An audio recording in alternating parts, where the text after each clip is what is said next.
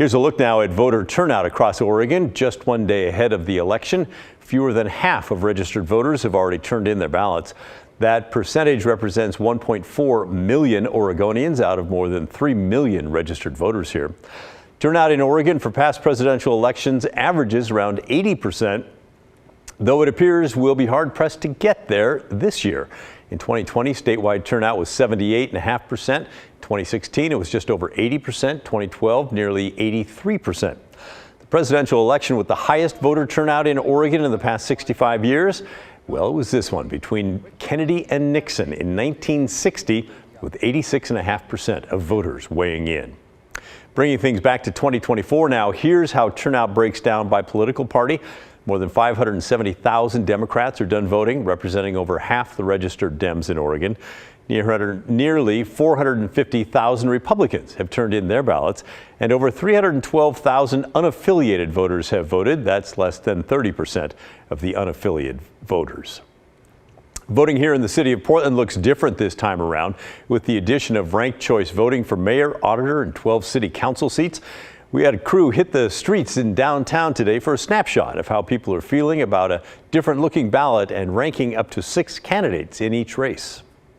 It's not what I'm used to doing, and I had to stop myself and kind of find an ink eraser and rub out what I'd marked there. There was a lot of candidates. I don't think we need that many candidates. Oh God, it was kind of overwhelming. I kind of went and kind of researched through endorsements and things like that. Incredibly important to vote. Yeah, everybody should get out, not just for our national elections, but the local elections, I think, have a huge effect on what our day-to-day life looks like.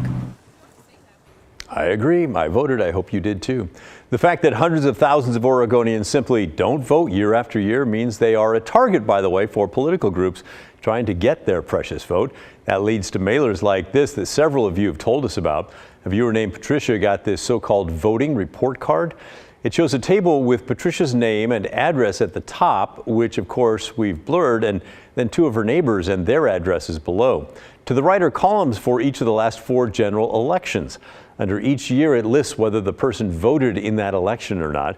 Patricia found this report card a little concerning, saying it seems like he was trying to intimidate her into voting by comparing her to her neighbors.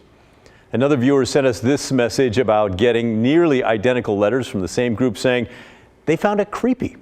And it's not just here in the Pacific Northwest. Voters across the country are reporting getting letters like this, some going so far as to call it voter intimidation. Here's what a voter from Virginia had to say after receiving one of those report cards.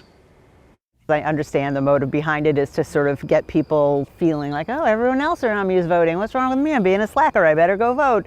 And I have already voted, and my husband has already voted. I mean, we're not really the targets for this. Now, the group sending the letters is called the Center for Voter Information. According to their website, they're a nonprofit, nonpartisan partner organization to the Voter Participation Center. The group say they were founded to provide resources and tools to help citizens who are eligible to vote get registered and to cast their ballots. They may say they're nonpartisan, but the groups do have ties to Democrats. In 2020, ProPublica looked into it and found the groups had spent more than $80,000 supporting Joe Biden's presidential bid and other Democrats down the ticket. So how do those groups track down voters like Patricia here in Oregon? Well, her report card said the data was found using public records, and those records do show whether you voted or not, but not who you voted for. And yes, whether you voted or not actually is a public record. In Oregon, you can pay for a statewide voter list or smaller, more specified lists from the Secretary of State's office. It costs $500 for a statewide voter list. You can specify whether you want historical data from previous elections, only active or only inactive registered voters, and a lot more.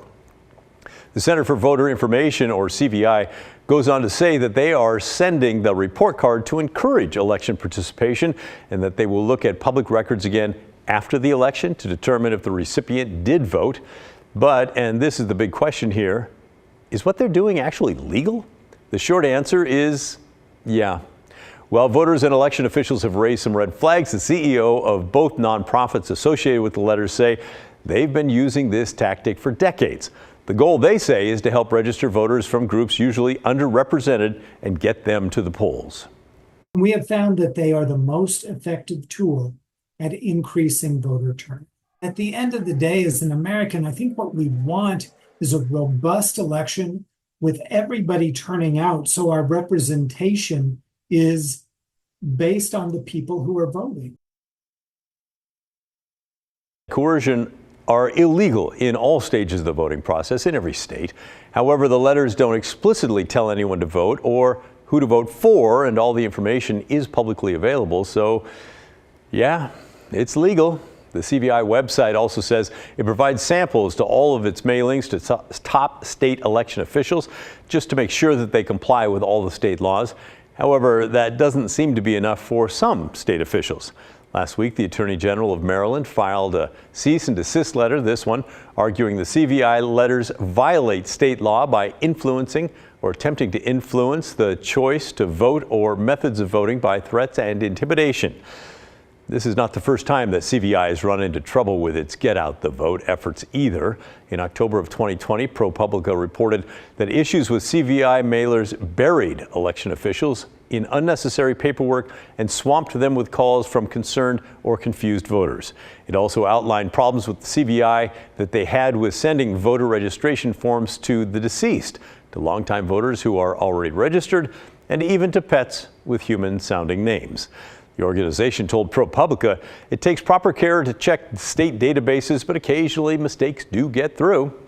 Regardless, over the years, voters and election officials from several states, including Kentucky, Florida, Alabama, Virginia, have asked their attorney generals to get the CVI to stop for one reason or another.